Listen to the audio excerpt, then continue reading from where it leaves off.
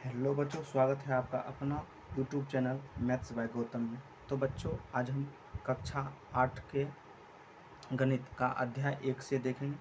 जैसे कि आपको पता है बच्चों, कक्षा 8 के जितने भी सिलेबस थे सभी को चेंज कर दिया गया है। आज हम न्यू सिलेबस 2025 पर आधारित अध्याय 1 से जितने भी क्वेश्चन बनेंगे सभी को हम सरल से सरल भाषा में समझने की कोशिश करेंगे। तो बच्चों, मेरा पहला अध्याय 1 में है परिमेय संख्या। उसके बाद इससे रिलेटेड कुछ प्रश्न भी दिए गए हैं। हम सभी को प्रश्नावली 1.1 में जो कि कुल 3-4 क्वेश्चन है, इस सभी को हम देखेंगे। सबसे पहले समझते हैं परिमेय संख्या। परिमेय संख्या है क्या? तो बच्चों, हम कह सकते हैं वैसी संख्या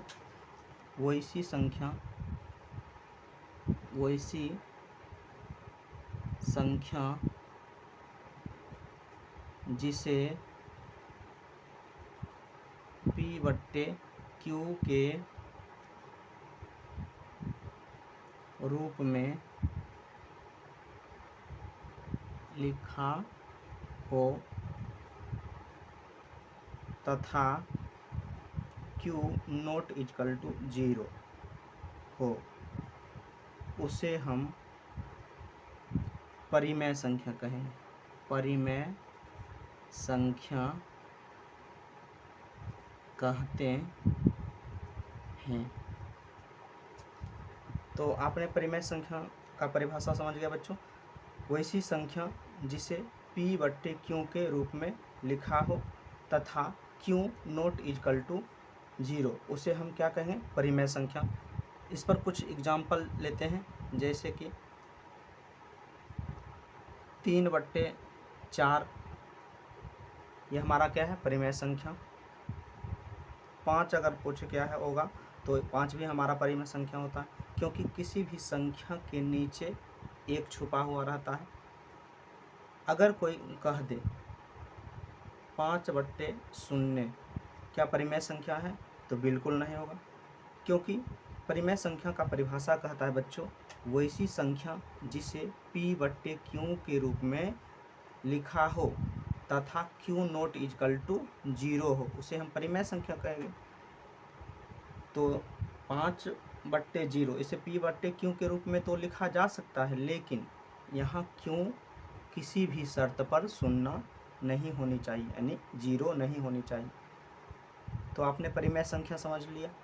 अब समझते हैं इससे संबंधित कुछ महत्वपूर्ण गुणधर्म। जैसे पहला है क्रम विनिमयता का नियम। तो बच्चों, आप जानते हैं क्रम विनिमयता के नियम।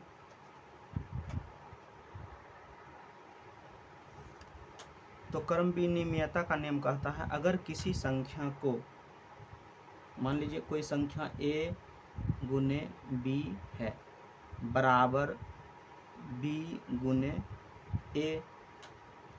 इसका एक एग्जाम्पल ले लेता हूँ। इसका एग्जाम्पल अगर हम ले लेते हो, इसका 4 × 5 बराबर 5 × 4।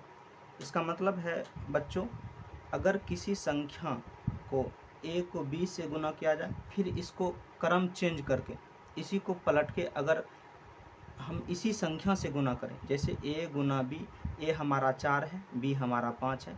अगले स्टेप में देखिए, B हमारा 5 है और A हमारा 4 है। इसी को क्रम को बदल दिया गया है, तो इसे हम कहेंगे क्रम विनिमयता का नियम। इसे सॉल्व करने पर दोनों का मान आपस में बराबर ही आएगा। इसे आप चाहें तो सॉल्व भी कर सकते हैं। जैसे कि 4 × 5 = 20, इधर भी 20, 5 × 20, दोनों का मान बराबर ही आएगा। तो आपने क्रम विनिमयता का नियम समझ लिया। अब समझते हैं गुणात्मक तत्समक नियम। तो गुणात्मक तत्समक नियम कहता है बच्चों, अगर कोई संख्या A है, अगर A को हम 1 से गुना करते हैं, फिर इसी संख्या को क्रम चेंज करके फिर 1 को हम किसी संख्या A से गुना करते हैं, हमें पुनः वही संख्या प्राप्त होगी। जैसे मान लीजिए हम कोई एग्जाम्पल लेते हैं, 5 × 1 बराबर 1 × 5। तो 5 गुने 1 बराबर 5 इकाई 5, 1 बचे 5, पुनः हमें ए ही प्राप्त होता है। तो इसे हम कहेंगे गुणात्मक तत्समक नियम। आपने गुणात्मक तत्समक नियम भी समझ लिया। अब समझते हैं तीसरा, गुणात्मक प्रतिलोम। तो गुणात्मक प्रतिलोम क्या कहता है बच्चों? अगर कोई संख्या a/b के रूप में हो और फिर इसी को पलट के b/a दे दिया हो और दोनों का अंतर अगर 1 आता है तो हम कहेंगे ये गुणात्मक प्रतिलोम का नियम है। चलिए इस पर हम कुछ उदाहरण लेते हैं। जैसे कि मान लीजिए a ले लिए 4 और b ले लिए 5, 4/5 गुने 5/4। इसी को पलट के एक बार लिखना है 5/4। अब देखिए बच्चों, इसको अगर हम कटाएंगे, 4 इकाई 4 इकाई से 4 इकाई कट जाएगा, 5 इकाई से 5 इकाई कट जाएगा, दोनों का अंतर हमें क्या मिला? 1। इसे हम कहेंगे गुणात्मक प्रतिलोम। तो उम्मीद करते हैं आपने गुणात्मक प्रतिलोम भी सीखा। अब लास्ट है मेरा एक और सहचारिता का नियम। सहचारिता का नियम। तो सहचारिता का नियम क्या कहता है बच्चों? आइए हम उसको भी समझते हैं। तो सहचारिता का नियम कहता है कोई संख्या मान लीजिए a गुने b गुने c है बराबर a गुने b गुने c को अगर हम पहले अंक छोड़ के दूसरे और तीसरे से गुना करें, फिर इस लास्ट वाले छोर को पहले और दूसरे से गुना करें, तो ये हमारा कहलाएगा सहचारिता का नियम। इस पर हम कुछ उदाहरण लेकर समझाते हैं। जैसे 3 गुने 4 गुने 5 बराबर 3 गुने 4 गुने 5। तो इसमें क्या है? पहले टर्म को छोड़ के दूसरे और तीसरे को गुना किया गया है, फिर इसमें लास्ट वाले को छोड़कर पहले और दूसरे को गुना किया गया। अब इसको अगर सॉल्व करेंगे तो दोनों का मान बराबर ही आएगा। चलिए सॉल्व भी कर लेते हैं। 3 गुने 4 पंचे 20 बराबर 4 तिया 12 गुने 5, 20 तिया 60, इधर भी 60 आएगा बच्चों और इधर भी 60 आएगा। आप सॉल्व करके चाहे तो देख भी सकते हैं। अब हम समझते हैं प्रश्नावली 1.1 में देखते हैं क्या है।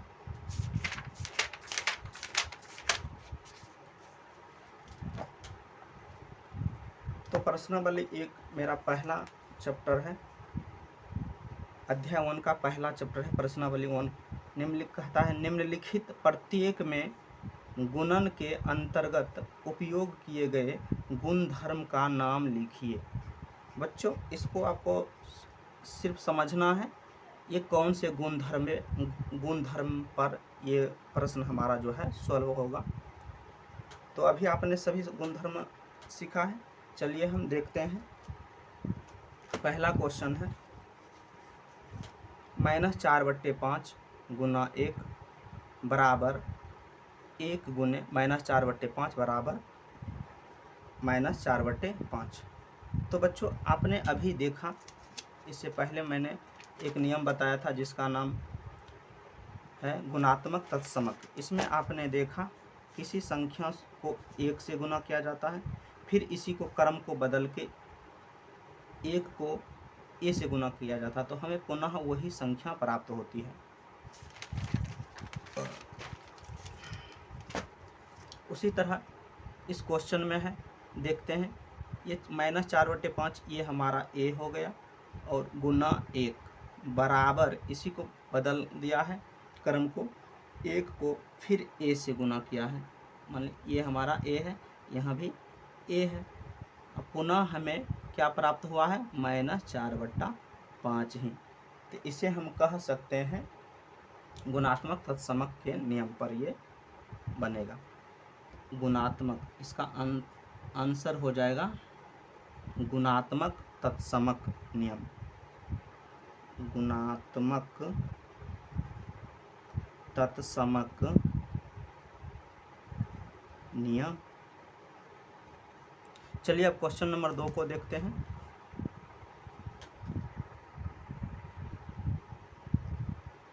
चलिए बच्चों, तो अब हम क्वेश्चन नंबर 2 को देखते हैं। क्वेश्चन नंबर 2 हमारा है -13/17 गुने ब्रैकेट -2/7 बराबर -2/7 गुने ब्रैकेट -13/17। तो बच्चों इसमें आपने देखा -13/17 ये हमारा ए है और ये हमारा बी है। फिर आपने देखा कि -13/17 को एक बार 13/17 गुने -2/7, इसी को क्रम को चेंज करके ए के जगह बी और बी के जगह पे ए ले लिया है। हम कह सकते हैं बराबर बी गुने ए। तो अभी आपने देखा था जब हम किसी संख्या को, एक ही संख्या को क्रम चेंज करके बार बार बनाते हैं, एक ही संख्या को अगर हम क्रम चेंज करके बनाएं तो हमारा कौन सा नियम कहलाता है? क्रम विनिमयता का नियम। देखिए जैसे ए गुना बी, बी गुना ए। पहले स्टेप में 4 को 5 से गुना किया, फिर दूसरे स्टेप में 5 को 4 से गुना किया। उसी तरह ये हमारा क्वेश्चन नंबर 2 है। पहले संख्या में 13/17 को 2/7 से गुना किया है, फिर दूसरे स्टेप में 2/7 को 13/17 से गुना किया है। तो हम कह सकते हैं ये कौन से गुणधर्म पे बनेगा? तो इसका जवाब हो जाएगा क्रम विनिमयता का नियम। क्रम विनिमयता का नियम हम लिखेंगे क्रम विनिमयता का नियम। आइए अब हम क्वेश्चन नंबर 3 को देखते हैं। क्वेश्चन नंबर 3 हमारा कहता है -19/29 गुने 29/-19 बराबर 1। तो क्वेश्चन नंबर 2 को देखते हैं। अभी आपने देखा था a/b गुने b/a बराबर 1। अगर हम इस संख्या को कटाते हैं 29 से 29 कट जाएगी और -19 से -19। अगर दोनों संख्या का अंतर हमें 1 मिलता है तो इसे हम कौन से गुणधर्म कहते हैं? तो अभी आपने पढ़ा था जब किसी संख्या को अंतर 1 आता है, किसी संख्या को कटाने पर अगर अंतर 1 आए तो हम उसे कहते हैं गुणात्मक प्रतिलोम। तो इसका जवाब हो जाएगा बच्चों गुणात्मक प्रतिलोम नियम, या गुणधर्म भी कह सकते हैं बच्चों आप। तो आइए बच्चों अब हम क्वेश्चन नंबर 2 इस चैप्टर का लास्ट सवाल कहता है बताइए कौन से गुणधर्म यानी कि गुण की सहायता से आप 1/3 गुने ब्रैकेट 6 गुने 4/3 को 1/3 गुने 6 गुने 4/3 के रूप में अभिकलन करते हैं। तो चलिए हम इसको देखते हैं। 1/3 गुने 6 गुने 4/3 को 1/3 गुने 6 गुने 4/3। अभी आपने जस्ट देखा था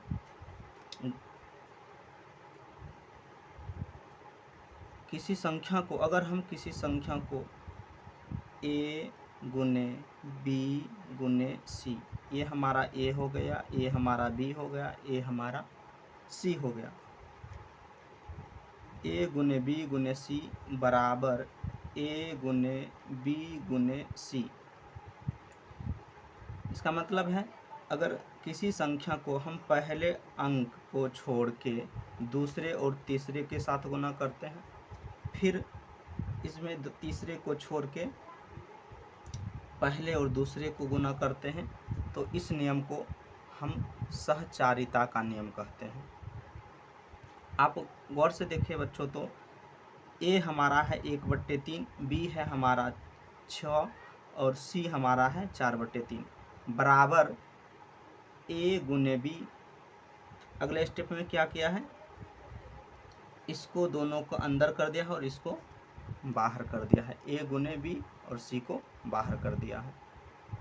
तो इस गुणधर्म को हम कहेंगे, इसका जवाब हो जाएगा सहचारिता का नियम। सहचारिता का नियम।